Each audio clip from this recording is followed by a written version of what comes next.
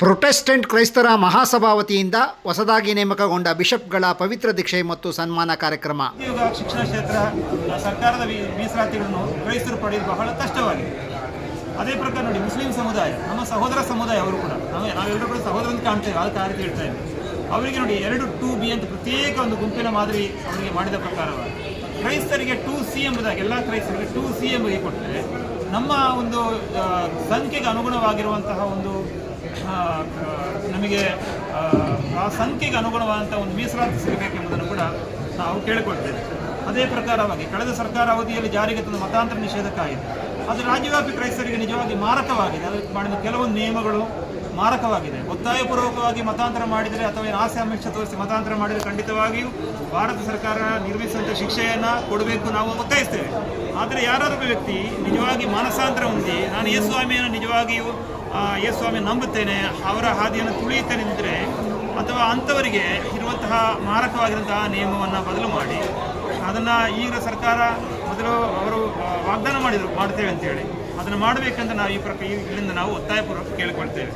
ಅದೇ ಪ್ರಕಾರವಾಗಿ ಕ್ರೈಸ್ತರ ವಿರುದ್ಧ ನಮ್ಮ ಚರ್ಚ್, ಆರಾಧನಾಲಯ, ಕ್ರೈಸ್ತ ಸಮುದಾಯವನ್ನು ಧಕ್ಕೆ ಮಾಡುವಂಥದ್ದು, ನಮ್ಮ ಪ್ರಾರ್ಥನೆಗಳ ಅಡ್ಡಿ ಮಾಡುವಂಥದ್ದು, ನಾವು ಕ್ರಿಸ್ಮಸ್ ಮತ್ತು ಹಬ್ಬಗಳನ್ನೆಲ್ಲ ನಾವು ಸಾರ್ವಜನಿಕ ಮಾಡುವಾಗ ಅಥವಾ ನಮ್ಮ ಮನೆಗೆ ನಮ್ಮೊಂದು ಸಂತೋಷಕ್ಕೆ ಕ್ರಿಸ್ಮಸ್ ಹಬ್ಬ ಮಾಡುವಾಗ ಅಥವಾ ಬೇರೆ ಹಬ್ಬ ಮಾಡಿ ಯಾರಿಗಾರು ಕರೆದ್ರೆ ನಮ್ಮ ಮೇಲೆ ಸುಮ್ಮನೆ ನಾವು ದೇವರ ಪ್ರೀತಿ ತೋರಿಸಕ್ಕೆ ಹೋದ್ರೂ ಕೂಡ ನಾವು ದೇವರ ಪ್ರೀತಿಯವರು ಬೇರೆ ಯಾವ ತೋರಿಸಕ್ಕೆ ಹೋಗ್ತಾ ಇಲ್ಲ, ನಾವು ಯಾರಿಗೂ ಏನು ದ್ರೋಹ ಮಾಡೋಕೆ ಹೋಗ್ತಾ ಇಲ್ಲ. ನಾವು ಈ ಒಂದು ಸಮಾಜಕ್ಕೆ ಅಧಿಕವಾಗಿ ಸೇವೆ ಮಾಡಿದವರು ನಾವು. ವಿದ್ಯಾಭ್ಯಾಸವಾಗಲಿ, ಆಸ್ಪತ್ರೆ ಆಗಲಿ, ಅನಾಥಾಲಯಗಳಾಗಲಿ, ನೀವು ನೋಡ್ಬೋದು ಮದರ್ ತೆರೆಸಾ ಅಂತ ಇರುವಂಥವರು ಅವರ ಜೀವನ ಪೂರ್ತಿ ಕುಷ್ಠರೋಗಿಗಳ ಕಾಲು ತೊಳೆದು ಬದುಕಿ ಅವರ ಮಾದರಿ ನಮಗೆ ಅಂತ ಇರುವಂಥ ಸೇವೆ ಮಾಡೋದು ನಮ್ಮ ಸಮಾಜಕ್ಕೆ ತೊಂದರೆ ಬರ್ತದೆ ಮತಾಂಧ ಶಕ್ತಿಗಳನ್ನು. ಅಂಥ ಕಡೆ ನಮಗೆ ರಕ್ಷಣೆ ಕೊಡಬೇಕು ಅಂತ ನಾವು ಸರ್ಕಾರಕ್ಕೆ ಕೇಳಲಿಕ್ಕೆ ಆಸೆ ಪಡ್ತೇವೆ.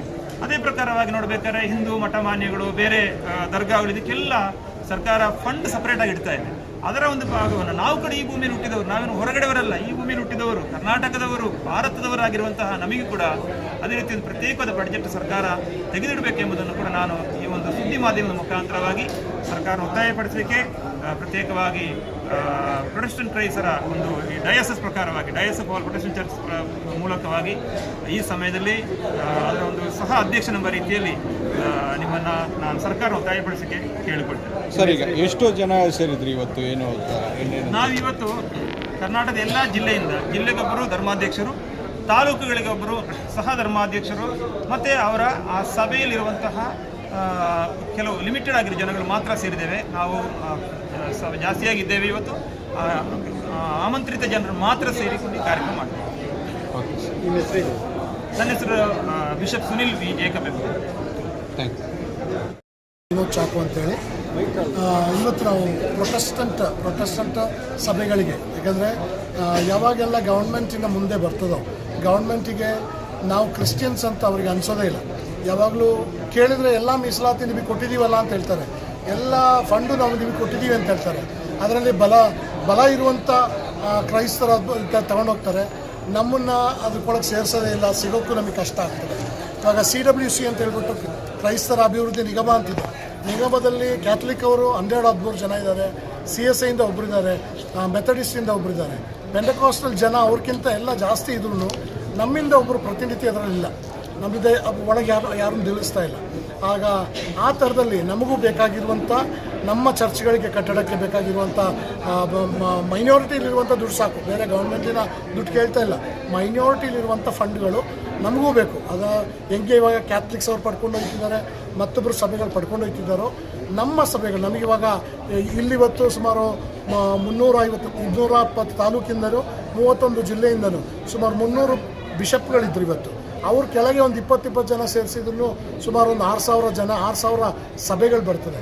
6,000 ಸಭೆಗಳಲ್ಲಿ ಒಂದು 500 ಜನ ಅಂತ ಮಿನಿಮಮ್ ಆವ್ರೇಜ್ ತಗೊಂಡ್ರು ಒಂದು 20 ಲಕ್ಷ 25 ಲಕ್ಷ ಆಗೋಗ್ಬಿಡುತ್ತೆ. ನಮ್ಮದೇ ಜನಸಂಖ್ಯೆ ನಮ್ಮದೇ ಇದ್ದಾರೆ. ಇವಾಗ ನಮಗೆ ಬೇಕಾಗಿರುವಂಥ ಪ್ರಯಾರಿಟಿ ನಮಗೆ ಸಿಗಬೇಕು. ಇವಾಗ ನೀವು ಕ್ರಿಶ್ಚಿಯನ್ಸ್, ಇವಾಗ ಕ್ಯಾಥಲಿಕ್ಸಿಗೆ ಎಲ್ಲ ಕಡೆ ಅವ್ರಿಗೆ ಸ್ಮಶಾನ ಇದೆ, CSIಗೆ ಸ್ಮಶಾನ ಇದೆ, ನಮ್ಮವ್ರಿಗೆ ಸ್ಮಶಾನ ಇಲ್ಲ. ನಾವಿವಾಗ ಅವ್ರ ಹತ್ರ ಹೋಗಿ ಕೇಳಿದ್ರೆ ಊತಾಕ್ಬಿಡಿ ಅಂತಾರೆ, ಅಲ್ಲಿ ನಿಮಗೆ ಜಾಗ ಇಲ್ಲ. ಇವಾಗ ಇದು CSI ಅವ್ರದ್ದು ಹಾಲ್ ನಾವು ನಡೆಸ್ತಿರೋದು. ಇದು ಮ್ಯಾರೇಜ್ CSI ಹಾಲಿಗೆ ನಾವು ಇದು ಗೌರ್ಮೆಂಟಿನ ಹಾಲ್ ಆಗಿಬಿಟ್ಟು ನಾವು 50,000 ಕಟ್ಟಬೇಕು, ನಾವು ಇದಕ್ಕೆ ಬಾಡಿಗೆ ಕಟ್ಟಬೇಕು. ನಮ್ಮದೇದಾಗಿರುವಂಥ ಒಂದು ಸಮುದಾಯ ಭವನ ಇದ್ದರೆ ಯಾತಕ್ಕೆ ಕಟ್ಟಬೇಕು? ನಮಗೆ ಫ್ರೀಯಾಗಿ ಮಾಡ್ಕೊಂಡು ಹೋಗ್ಬೋದಲ್ಲ. ಇನ್ನೊಂದು 5,000 ಕೊಟ್ಟು ಅದನ್ನು ಖರ್ಚು ವರ್ಷ ನೋಡಿಕೊಂಡ್ರು ಸಾಕಾಗಿತ್ತು. ಅವಾಗ ನಮಗೆ ಒಗ್ಗೂಟ ಬರಬೇಕು, ನಮ್ಮದೇದಾಗಿರುವಂಥ ಪೆಂಟಕಾಸ್ಟಲ್ ಚರ್ಚಸ್ ಎಲ್ಲ ಒಂದಾಗಿ ಬರಬೇಕು ಅಂತೇಳಿ ನಾವು ಮಾಡ್ಕೊಂಡಿರುವಂಥ ಒಂದು ಡಯಾಸಿಸ್ ಆಗಿದೆ ಇದು. ಅದು ನಾವು ಗೌರ್ಮೆಂಟ್ ಮುಂದೆ ಸಮರ್ಪಿಸ್ತೀವಿ ಸರ್. ಇವತ್ತಿನ ಸಭೆ ಎಷ್ಟು ಪೂರಕವಾಗಿತ್ತು ನಿಮ್ಮ ಹೇಳೋ ಪ್ರಕಾರ? ಸಕ್ಸಸ್ಫುಲ್ ಆಗಿತ್ತು. ಎಲ್ಲ ತಾಲೂಕಿನಿಂದನೂ ಒಬ್ಬೊಬ್ಬರು ಪ್ರತಿನಿಧಿ ಬಂದಿದ್ದಾರೆ. ಆವಾಗ ಸುಮಾರು 220 ಜನ ತಾಲೂಕಿಗೆ ಅಸಿಸ್ಟೆಂಟ್ ಬಿಷಪ್ಸ್ ಇದ್ದರು, 30 ಜಿಲ್ಲೆಗೂ ಬಿಷಪ್ಗಳಿದ್ದರು. ಸುಮಾರು ಇದರಲ್ಲಿ ಒಂದು 400-500 ಜನ ಇದ್ರು ಇವತ್ತು ಸೇರ್ಪಡೆ ಆಗಿದ್ದರು. ಅದು ಎಲ್ಲರನ್ನೂ ಕರೀಲಿಲ್ಲ. ಇವಾಗ ಬ್ಯಾಂಗ್ಳೂರಿಂದಲೇ 11 ಪಾಸ್ಟರ್ಗಳಿದ್ದಾರೆ, ಅವ್ರ ಸಭೆಯಿಂದ ಜನ ಕರೆದ ತುಂಬ ಹೋಗ್ಬಿಡುತ್ತೆ. ನಾವು ಯಾರನ್ನೂ ಕರೆದಿಲ್ಲ. ಈ ಬಿಷಪ್ ಆಗೋಕ್ಕಿರುವಂಥವ್ರನ್ನ ಮಾತ್ರ ಅವರ ಹೆಂಡತಿ ಯಾರ ಇದ್ದರೆ ಅವ್ರನ್ನ ಮಾತ್ರ ಕರ್ಕೊಂಡ್ಬಂದು ನಿಂತಿದ್ದೀವಿ. ಮುಂದಿನ ದಿನಗಳಲ್ಲಿ ಏನಾದರೂ ಹೋರಾಟ ಮಾಡಬೇಕಂತ ಆ ಥರ ಏನಾದರೂ? ಖಂಡಿತವಾಗಿ ನಮ್ಮ ಹಕ್ಕುಗಳನ್ನು ನಾವು ಪಡ್ಕೊಳ್ಳೋಕ್ಕೋಸ್ಕರ ನಾವಿನ್ನೇನು ಬೇಕಂದ್ರೆ ಇಷ್ಟು ವರ್ಷ 100 ವರ್ಷ ಆಯಿತು ಪೆಂಟಕಾಸ್ಟಲ್ ಚರ್ಚ್ ಶುರುವಾಗಿ, ಇದುವರೆಗೂ ಅವ್ರಿಗೊಂದು ಜಾಗ ಇಲ್ಲ, ಸಮುದಾಯ ಭವನ ಇಲ್ಲ, ಏನೂ ಇಲ್ದಂಗೆ ಇದ್ದಾರೆ. ಇನ್ನು ಬರುವಂಥ ಒಂದು ತಲೆಬರಿಗಾದ್ರೂ ನಾವೇನಾದರೂ ಒಂದು ಮಾಡಿಬಿಟ್ಟು ಹೋಗಬೇಕು, ನಮಗೂ ಒಂದು ಜಾಗ ಸಿಗಬೇಕು, ನಮಗೂ ಏನಾದ್ರು ಮಾಡಬೇಕು ಅಂತೇಳಿ ನಾವು ಪ್ರತ್ಯೇಕವಾಗಿ ಅದಕ್ಕೆ ಹೋರಾಟನೂ ಮಾಡಕ್ಕೆ ತಯಾರಾಗಿದ್ದೀವಿ. ತಮ್ಮ ಹೆಸರು ಸರ್? ವಿನೋದ್ ಚಾಕು ಅಂತೇಳಿ. ಏನಾಗಿದ್ದೀರಾ? Archbishop reverend doctor Vinod M Chacko. Archbishop reverend doctor Vinod M ಚಾಕು.